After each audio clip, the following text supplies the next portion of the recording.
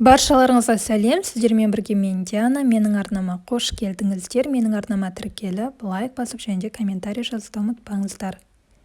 Ал енді мерекелік дастарханға арналған рецепттерімізді әрі қарай жалғастырайық. Бүгін осындай мандариндер қосылған өте дәмді пирогты дайындаймыз. Қазір білесіздер, мандариндердің сезоны. Сондықтан осы пирогты міндетті түрде өз мерекелік дастарханыңызға жасап көріңіздер. Ал бастайық. Ең алдымен міндетті түрде мандариндеріміз сыртын жуып, оның сыртын ашып аламыз және де әр бөлігін тура ортасынан пышақтың көмегімен кесіп аламыз. Достар, барлық керекті заттар описанияда жазылған, міндетті түрде оқып шығыңыздар. Егер де менің арнама тіркелмеген болсаңыздар, міндетті түрде тіркеліп кетіңіздер және де видеома ұнаса лайк басып, комментариймен қолдап жіберсеңіздер көп рахметімді айтамын. Ал енді пирогымызды пісіретін формамызды дайындап аламыз. Менде осындай форма, су жағып жатырмын және де осының үстінен пергамент қағазын саламын. Суды жаққан себебім пергамент қағазын әдемілеп тұрып ұстап тұрады, формасын көріп тұрғандарыңыздай видеода. Ал енді осы пергамент қағазының үстіне мандариніміздің ортасынан бөлген жерін астына қарай жібереміз. Дәл видеода көрсетілгендей жасаңыздар.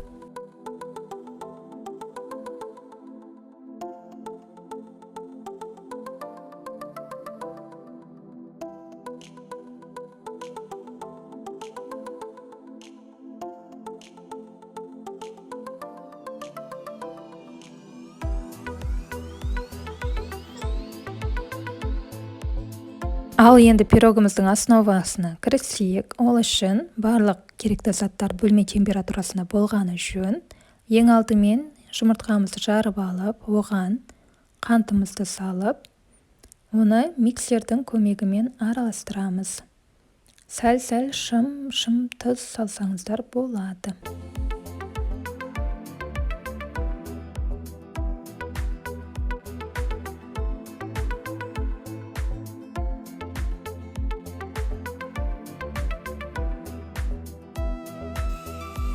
Оны миксердің көмегімен көтерілгенше, яғни жұмыртқамыздың массы ағарғанша араластырып аламыз.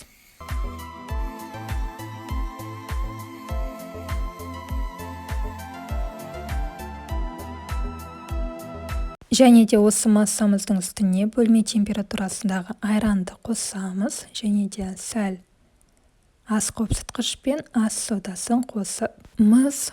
Және де 2 ас қасықтай сұйық майды қосамыз. Осының барлығын тағы да бір рет миксердің көмегімен араластырып аламыз.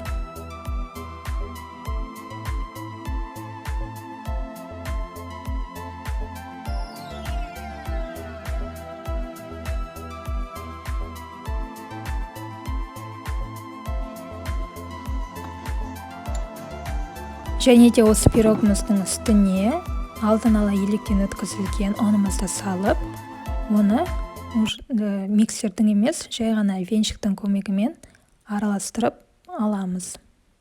Біздің массамыз өте әдемі болып шығуы керек.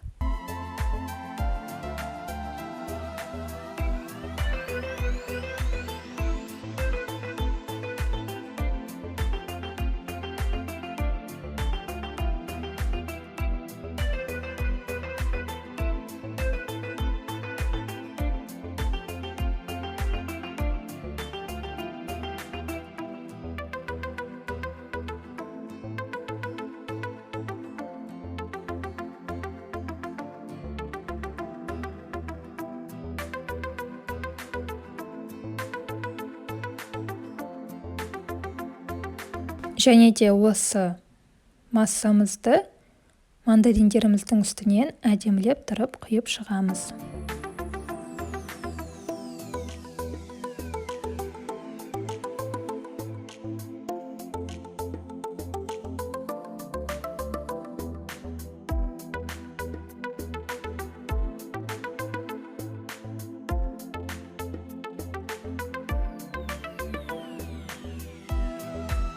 Осылай қызып тұрған пеште 180-200 градуста 40-45 минуттай толықтай піскенше пісіріп аламыз.